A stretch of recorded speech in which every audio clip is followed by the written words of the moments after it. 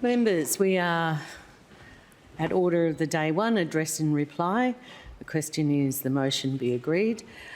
President. The Honourable Wilson Tucker.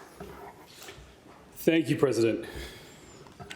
That went bloody quickly.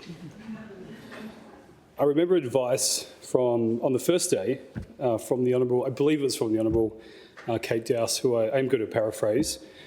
Time goes very quickly in this place, so please make the most of it.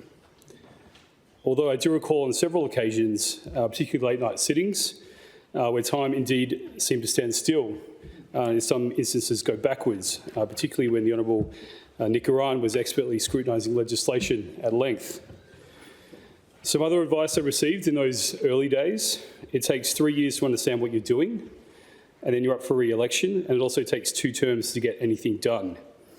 Now, I've occasionally liked to sprinkle in some software analogies over the past 4 years, and I'm going to impart one last one for you all. In software development, the timeline is generally measured in hours and days. In politics, I've found it to be months and years, and so I think there is some truth in that advice. Some other advice I received was from our former governor, the Honourable Kim Beazley, who I always found to be very approachable and generous with his time. And we spoke in the corridors one day in those early days after the election in 2021, and he said, "Young man," although I didn't feel very young then, and I certainly don't feel very young now, "being here is a unique experience and a privilege, so make the most of your time here." And these are words that I've tried to live by over my time in this place, despite my less than usual path here. Describing myself as an accidental politician is a bit of an understatement. There were certainly a few occasions in 2021 just after the swearing in, looking around the chamber and thinking to myself, what am I doing here and how did I get here? Coming into this role with no prior experience in politics and really without much desire to previously learn about politics, I also had the added complexity of navigating back from Mexico, where I was working remotely at the time of the 2021 state election.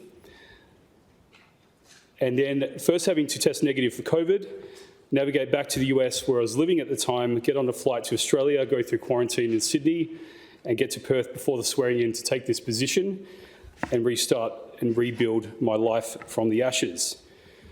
I do recall still in Mexico when the extremely long counting process was happening for the mining and pastoral region. I believe the Honourable Neil Thompson could back me up on this.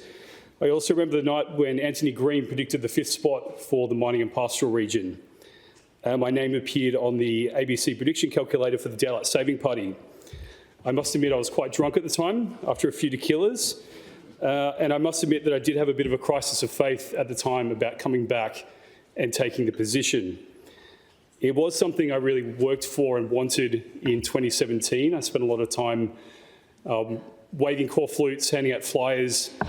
We have Amanda in the gallery. We jumped over a few fences late at night to put up more corflutes, which I probably should admit to. But then in 2021, I had a career, I had a life, and it was a role that I knew well and was good at, and I was potentially trading that in for a role that I knew nothing about. And so I asked myself the obvious question, what happens if you don't take it? And Anthony Green actually answered that question quite publicly one evening at a Parliament dinner, pointing out that the next spot on the group ticket was my mother, Janet Wilson. At the time, I needed some daylight saving candidates, and so I put her in the least likely position to get elected, unless, of course, I surprisingly got elected and unsurprisingly lost my nerve. I remember telling my mother this, and her words were, "Oh my God, Wilson, you have to come back." Just between you and I, President, I think if my mum was to take this position, she would have spent the time trying to legislate dog parks and start pug appreciation groups, both of which I think you can agree are very admirable pursuits. And so obviously, after the decision, and no surprise that I'm here and I took that leap of faith, and as I said in my inaugural speech, I believe it's often the scarier, riskier and unknown paths that are more rewarding. I remember a conversation that I had with my former manager at the time when I told her I'd just been elected, I'm quitting and I'm moving back to Australia. And after the shock wore off, I raised the idea of still trying to work part-time in the software development field and maintaining the career that I knew. And her advice to me was, Wilson, you have a tendency to boil the ocean and try to do too many things at once. If this is a path you wish to take, I suggest you focus all your energy on this one role and do it well. And that is what I've tried to do over the past 4 years, is to take this role seriously and give the role as a Member of Parliament in this place the energy and attention that it deserves.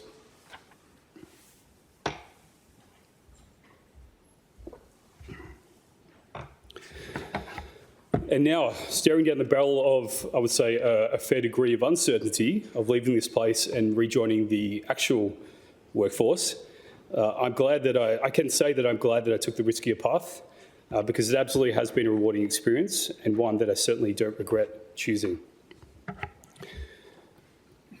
As everyone knows, this role isn't your standard 9-to-5 job.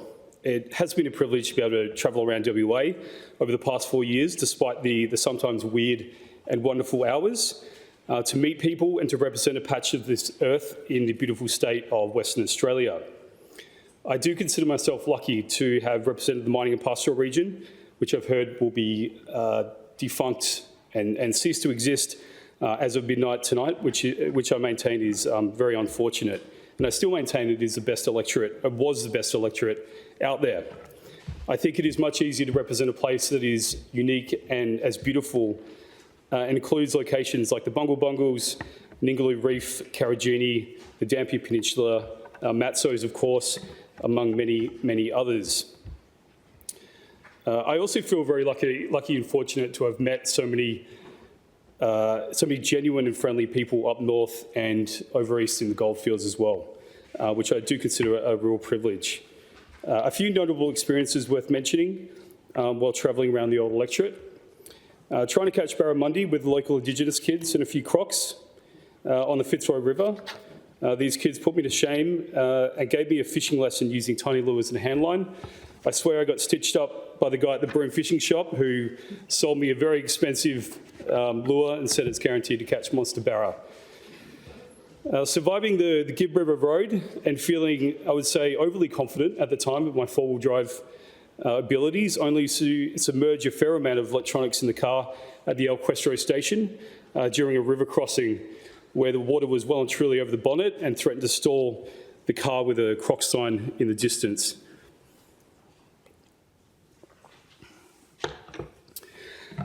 And also rocking up very late to a meeting with the Shire President.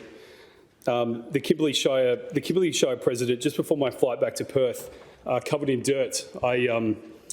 I took a friend's advice and tried to do a sunrise hike out to Elephant Rock, just out past Kununurra, in a Mitsubishi Outlander. And he failed to mention that it was a proper four-wheel drive track and I had no business being on. I didn't mind the first 2 hours of digging, but I lost the plot during the third after swallowing about 10 flies. So, look, coming into this role, originally I wasn't sure about representing a regional location. I was born in Geraldton, spent time when I was very young in Carnarvon. I went to high school in Bunbury, but I didn't think this really qualified me to speak on regional issues. And there was also the complexity of representing a region that dislikes a single issue that you represent. In the early years, I do recall travelling to Kalgoorlie and copping a fair amount of flack at the Exchange Hotel, the Two-Up Shed and local gun club for being the daylight guy and Mr. 98. Also around that time, I was meeting with local charity groups and organisations. I was speaking at the Indigenous Language School. I was dropping off COVID tests to the men's shed, attending events and making appearances in the media, talking about regional representation at the time and the state of grow properties, all very non-daylight saving issues. And after a few more visits, I would say some, but not all of the verbal remarks stopped. I think when the locals realised I wasn't there to promote daylight saving, rather listen to the issues that were affecting them. And one of the privileged and often frustrating parts of this job, especially as a member of the crossbench, without a deciding vote in this chamber, is that you don't necessarily have the power to fix constituent issues, Sometimes all you can offer is to listen. And although you're not necessarily creating an outcome, I think it does offer a level of reassurance, knowing that a Member of Parliament is empathising and listening. A lot of the public, and myself included, prior to 2021, thought that all MPs had all the resources in the world to get the job done. And I think everyone who has at least been on this side of the chamber at least once knows that that is certainly not the case.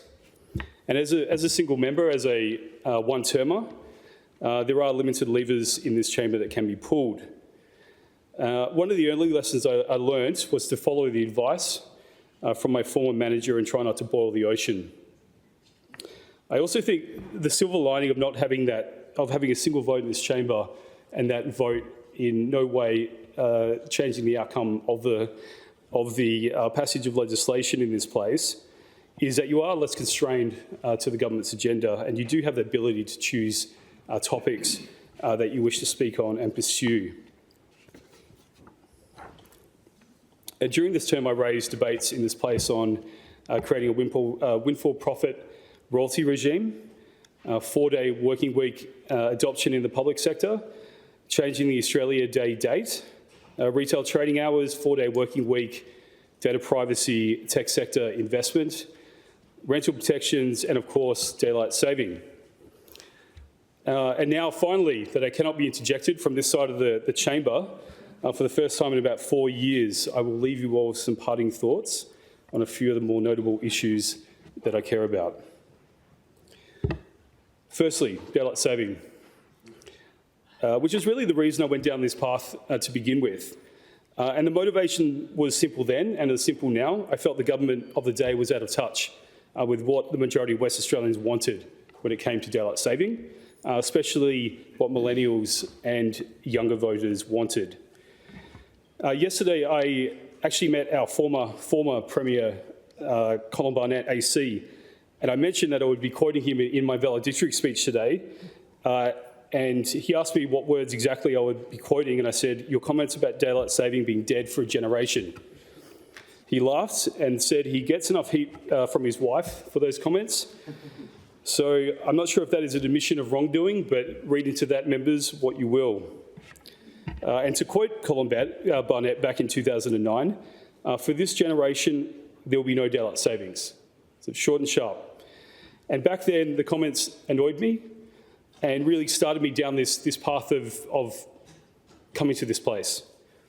And the annoyance came from, I believe that topics like daylight saving need to be tested and constantly tested. And I think it's illogical to say that just because the majority of the population didn't want it previously, we shouldn't be revisiting that topic again in the future.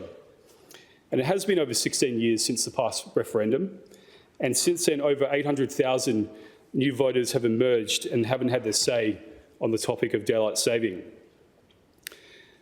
And although I've failed in my mission to bring more sunshine to Western Australia, I'm proud to say that I've had a crack at moving the needle and raising the conversation and pulling every lever. I'm not sure if Hansard's going to get my air quotes, through a couple of different means. So in the media, there have been 51 articles in the last 4 years related to daylight saving.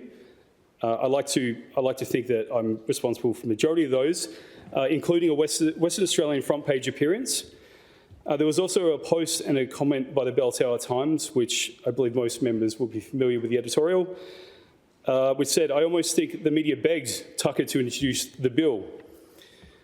And there was a follow-up comment on that post that said, "More like he's been paid off by big curtain dye."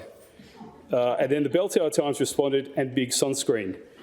And to this day, I'm not sure if that was a dig at my hair colour or he's talking about daylight saving.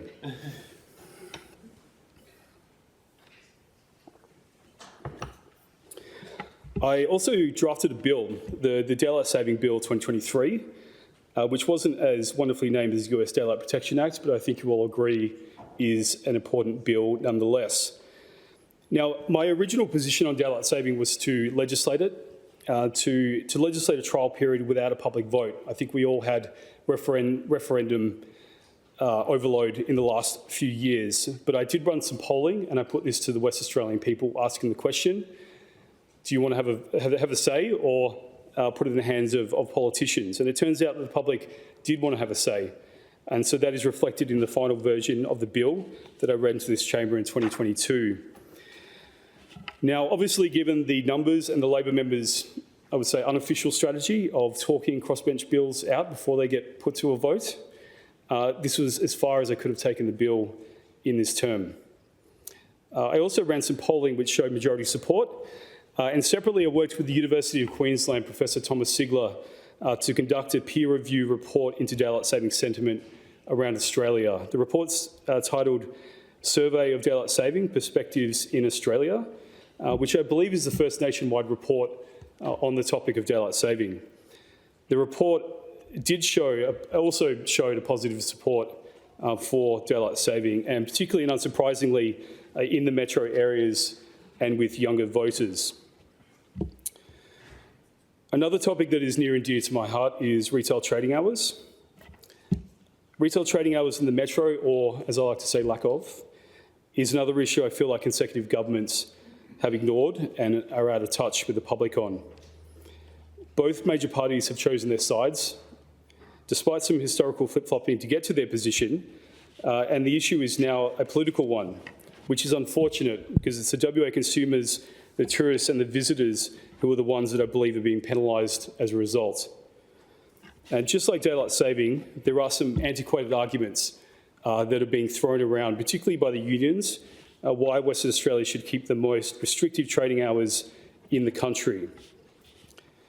And I do believe, just like daylight saving, as younger voters continue to emerge and vote for issues rather than parties, it is a case of when, not if, these laws get revisited and relaxed. Renters' rights is an issue I came to advocate for that I would say happened organically rather than anything planned. I think that speaking in this chamber, it is easier to talk from a place of personal experience. And coming back to Perth in 2021 and really experiencing the height of the broken rental market, I did share the frustration of a lot of renters out there battling to find a place, albeit from a more privileged position than many. The Residential Tenancies Bill 2023 was a bill that I was very much interested in because I felt that the McGowan Labor government didn't get that balance right between landlords and renters, and I expressed that opinion in this chamber on a number of occasions.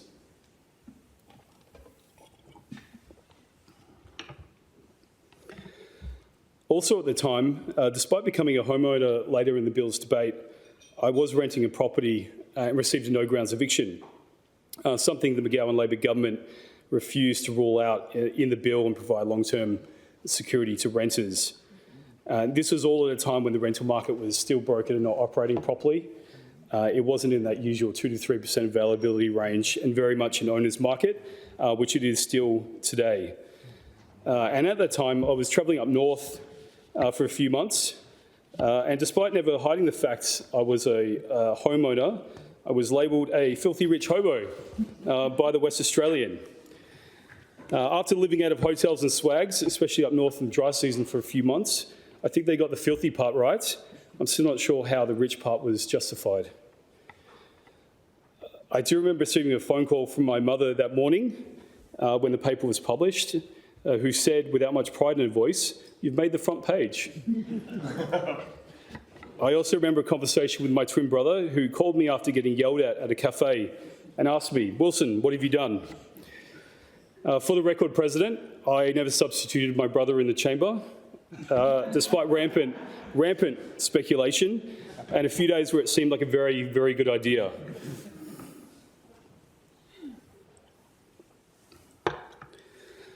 I still believe the Labor government hasn't got the balance right. And the 30% of renters who are renting for longer demand greater protections and deserve the added assurance of removing no grounds evictions. And I hope the new Commerce Minister, Tony Booty, who I do respect, will listen to arguments from housing and rental advocacy groups and not just REWA. Another area of interest of mine, which will probably come as no surprise to members, given my background is in tech and the innovation sector. I think playing to your strengths and your background makes a lot of sense in this place, and we do have a lot of doctors, lawyers and unionists already, and so I felt there was definitely space for a software guy. Coming back to WA from Seattle, I quickly realised how small the tech sector is here. And when you say engineer in Seattle, it means software engineer. If you say engineer in WA, it means civil, mechanical or mining, and typically all working for the resource sector, either directly or indirectly. And although we are very much behind other jurisdictions, including over East, in tech company presence and moving to a more service-based economy, I think there is solid work and attention that is finally happening in this space. I don't normally offer compliments to the other side of the chamber, but I will put on the record that I believe the former Minister of Digital Economy, and I believe it's Science and Innovation, the Honourable Stephen Dawson, is doing a good job listening and participating in the tech and innovation sector, and I'm glad to hear the Minister will be continuing in the portfolio. I think that continuity representation is important because growing startups and trying to get the flywheel of government investment into startups, scale-ups, and growing the ecosystem doesn't just happen overnight. It requires long-term investment and long-term focus. I was fortunate enough to be part of the all-powerful Public Administration Committee, which was as hard-working as it was all-powerful. In the term, we finished 3 reports into ambulance ramping, organ and tissue donation, and investment into the innovation sector. We also have a really good track record with the Labor government, agreeing to 92 out of our 79 recommendations, which is an 85% approval rating, and I would give ourselves an A+. The only time that we did differ as a committee was during the innovation inquiry on a recommendation to appoint a chief entrepreneur in WA. And that difference of opinion wasn't massive. There wasn't much daylight between it.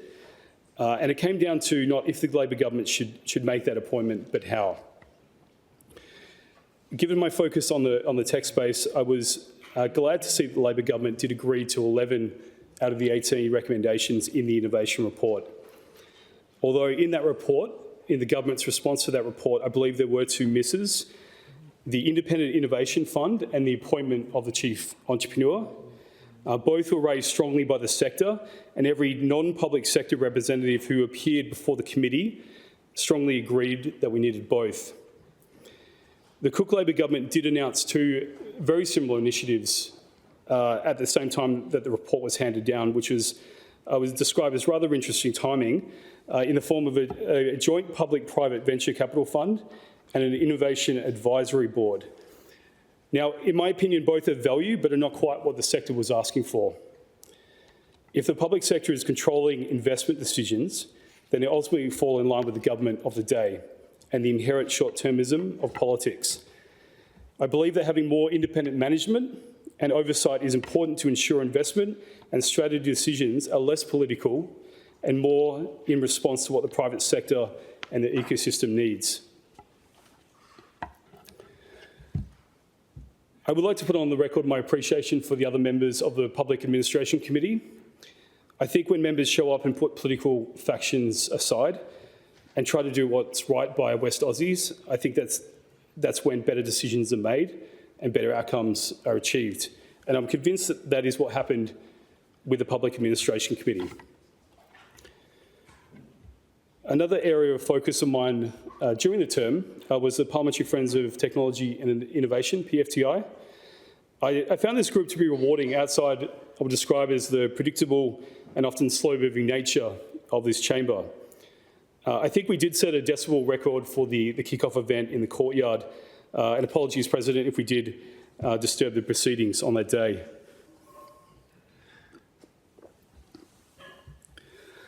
I'll go out on a limb and say we were the most active and engaged friendship group over the term.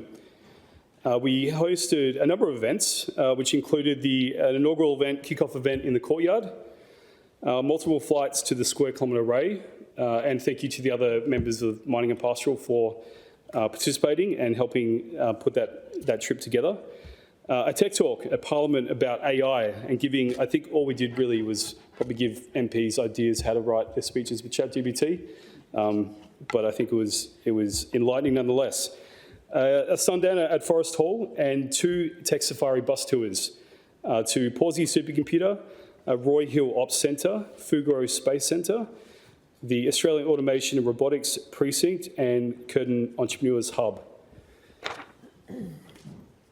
I would like to put on the record my thanks to the following individuals who helped to make these events possible and for their engagement over the years. Ivana Deng, Peter Kasparak, James Avanakis, Nilesh Makwana, Alex Jenkins, Professor Peter Klinkin AC, Renew Canoe, Denell Cross, Eva Chen, David Rees, Bradley Hill, Cecily Rowlandson, and Kevin Flyger.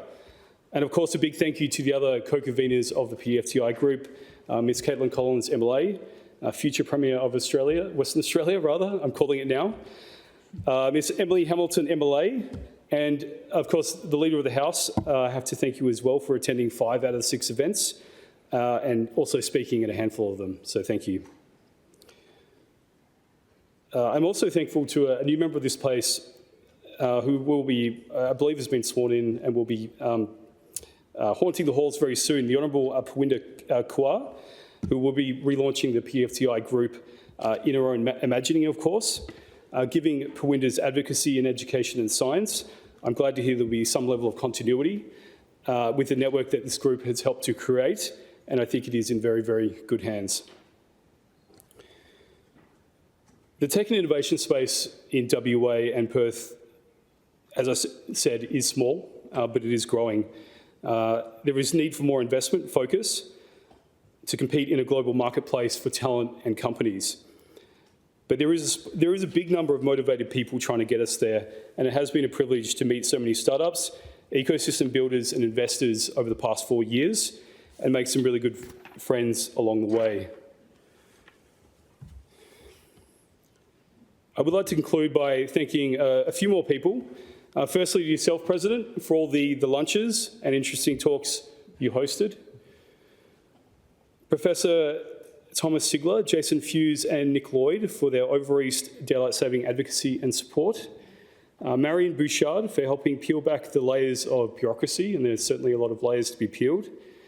The Honourable Kate Doust for the conversations about the WA tech sector and the guidance during CPA events, which I was fortunate enough to attend. I somehow managed to sneak onto 2 during the term, which I found to be very insightful and a great experience meeting MPs from around the Commonwealth. I did realise at these events, and surprisingly, that politicians aren't bad people. Everyone that I met had their hearts in the right place and was there to give back to the community. Amanda Clyer, for her hard and frenetic work over the years. We drove each other crazy, but somehow our friendship survived. Aaron Stonehouse for making it through the full 4 years, especially for the advice in the early days, which was useful as we both came from a similar unexpected path to this place. Nick Karan for his wise words, which are beyond his youthful looks.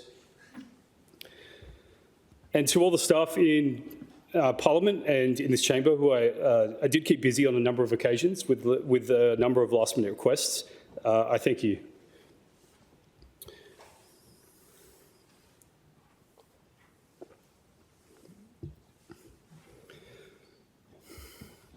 I'll conclude by saying that it has been a privilege to be in this place, reflecting on the last 4 years and how you led and how the lead up to the election played out. It does feel like the right time to wander off into the sunset. But at the same time, it does feel like there's a level of, I would say, unfinished business.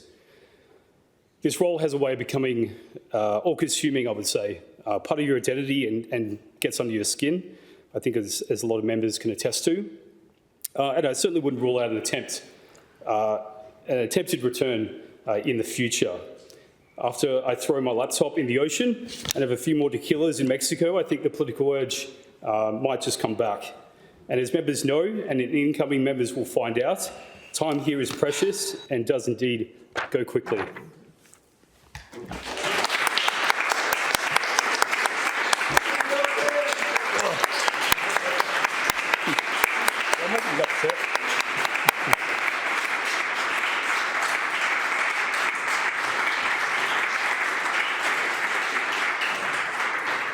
Honourable Member, your timing has been perfect, but it is now time for question time, and I will invite members to congratulate the Honourable Member at the conclusion of question time.